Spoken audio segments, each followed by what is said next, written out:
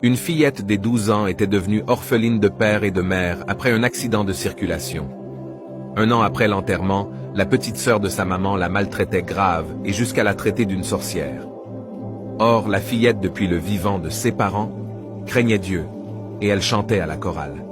Vu la souffrance de la sœur de sa maman, elle était obligée de descendre à la rue comme Phasée, et elle avait fait 6 ans dans la rue. Quelle douleur! Elle faisait que pleurer durant toute sa vie, et une nuit, elle pria Dieu en disant « Seigneur, il est écrit que tu es le père des orphelins, et pourquoi je souffre depuis tout ce temps dans la rue et tu ne fais rien pour moi? Que est-ce que mes parents t'avaient fait? Souviens-toi de moi quand j'étais chantre à la chorale, Seigneur. Où es-tu?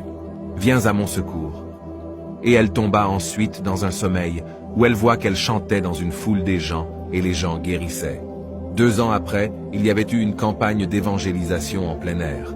Le pasteur américain qui prêchait, à la clôture de la campagne, parla au micro en disant « Dieu fera des choses aujourd'hui.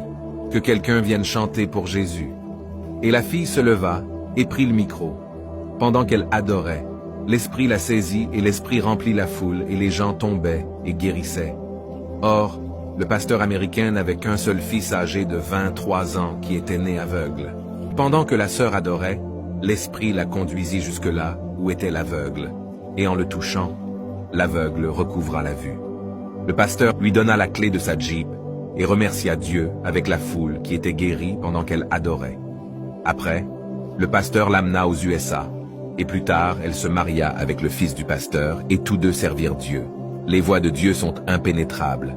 Qu'il en soit ainsi pour toi. Si tu dis Amen et partages dans 5 groupes différents, que Dieu soit loué et béni.